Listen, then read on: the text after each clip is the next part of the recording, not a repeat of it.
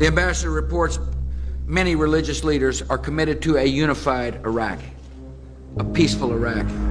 The response by the Grand Ayatollah Sistani and many other leaders has been constructive and very important, and we appreciate their leadership.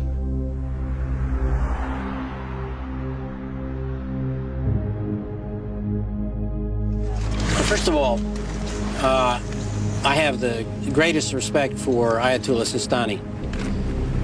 There is a great deal that we agree with about him. First of all, that Iraq should move now to a democratic form of government.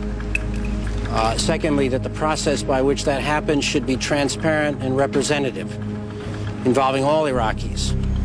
And we have arranged a process which involves the selection this year of a transitional assembly, and which calls for 3 separate elections next year: an election of a constituent assembly, a referendum on the constitution that assembly will write, and elections for a democratic government at the end of the year next year. So there's a great deal that we agree with him. And as for being in fundamental disagreement with him, I just don't think that's true. I think we will go forward now and implement the November 15th agreement in a way that serves the interest of all Iraqi people.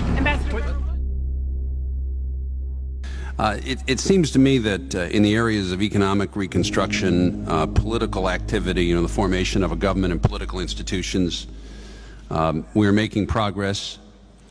I think it's a significant thing that there has been no ethnic or religious civil war as such there. I mean, that was always the worst case scenario in my mind. I think maybe we have Ayatollah Sistani and some other people to thank for that.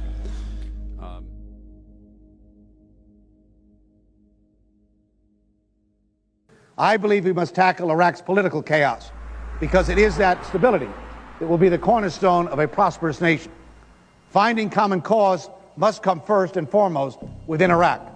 It must come from Iraq's secular and religious leaders, leaders like Ayatollah Sistani.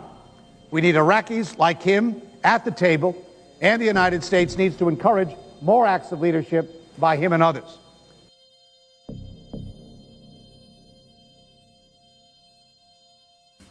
As President Bush has said, the United States intends to stay in Iraq as long as necessary, but not one day more. That the people of Iraq want a voice in their own government, there can be no doubt. The Ayatollah Ali Sistani, who was under house arrest since 1988, who is now free from Saddam's tyranny, recently issued what is perhaps history's first pro-American fatwa. He advised believers, quote, not to hinder the forces of liberation and help bring this war against the tyrant to a successful end for the Iraqi people. Sistani, referring to recent events, was reported to have quoted the Prophet Muhammad saying, "There is good in what happens," and added himself, "Our people need freedom even more than air. Iraq has suffered and it deserves better government."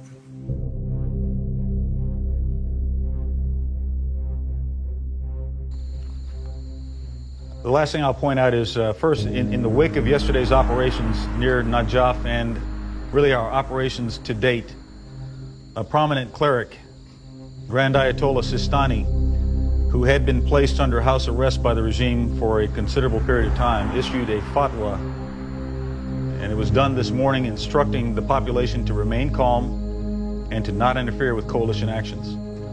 We believe this is a very significant turning point and yet another indicator that the Iraqi regime is approaching its end.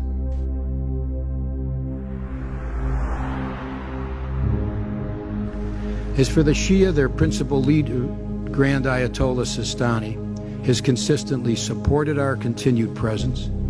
Peaceful majority rule favors the Shias since they are in the majority, while civil war may or may not have the same result. The Shia also want settlement with the Sunnis as the only way the country can unite against the foreign jihadists who aim their terror mainly at the Shia. The Kurds also favor our continued presence.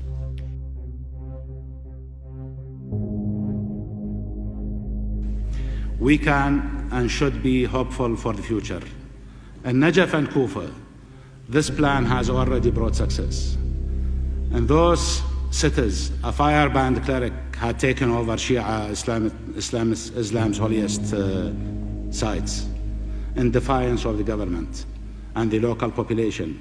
Immediately, the Iraqi government ordered the Iraqi armed forces into action to use military force to create conditions for political success. Together with the coalition partners, Iraqi forces cleaned out insurgents from everywhere in the city, capturing hundreds and killing many more. At the same time, the government worked with political leaders and with Ayatollah Sistani to find a peaceful solution to the occupation of the shrine. We were successful.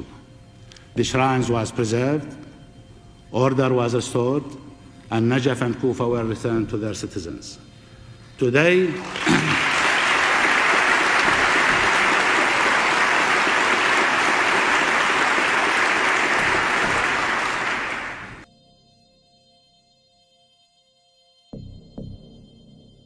what happens when there's another Nafja? And or in Karbala, there is another major undertaking. One of the militias goes off the wall, and our U.S. commander says, we're going to go and take out Saudi, we're going to go in and take out whomever. And I predict to you what will happen with this government if it has any legitimacy. They'll say, do not go in there. Just like Sistani has said, don't go in and take out Saudi, because he can't afford to be seen as siding with an American force.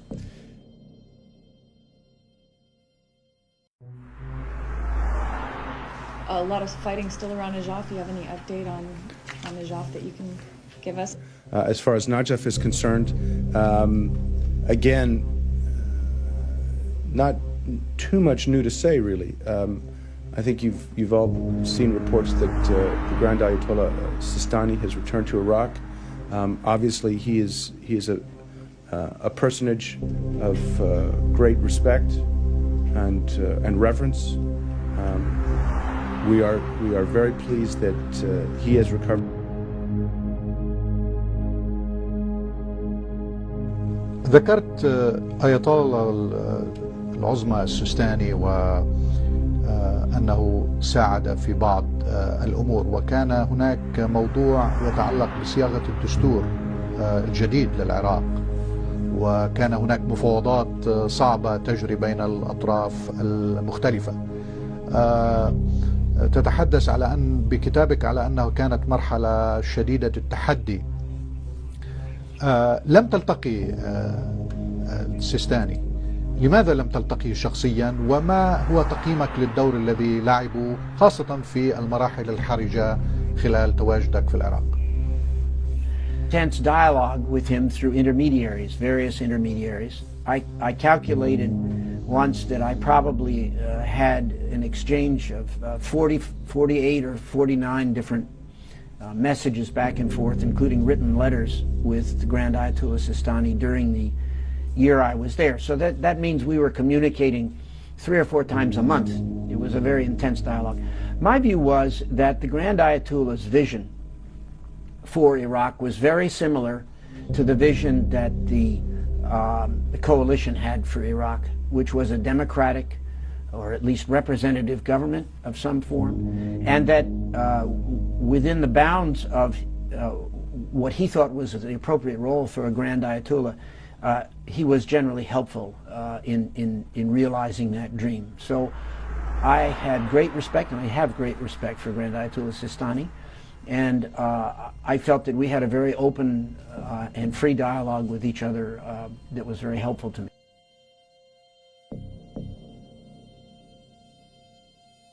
عرفت من النقاشات ومن خلال مناقشاتي مع المسؤولين الأكراد بأننا سنؤجل حل الجيش العراقي. ولا تنسى ذلك أن الأمر الآخر الذي دار في ذهننا أن المرجع الشيعي السيستاني طلب من الشيعة التعاون مع الاحتلال.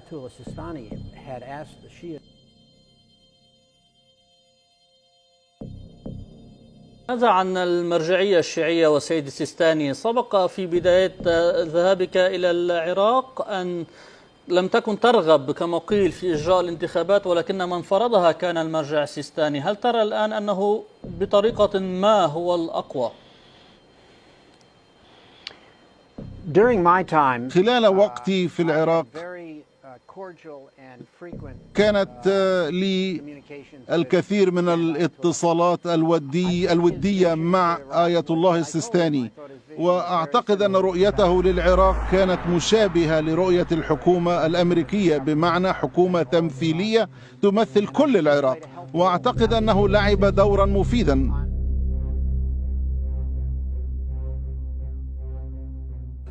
I'll never forget when Secretary Rumsfeld was in many times to a private session, closed session. I asked him, what about Ayatollah Ali Sistani?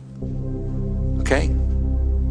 You know and I know that without Ayatollah Ali Sistani, we would be in bad shape there. He's been very supportive of what we've tried to do, even though we've never spoken to him. Iraqi cleric, the Grand Ayatollah Sistani, took the courageous step of instructing the population to remain calm and not to interfere with coalition actions.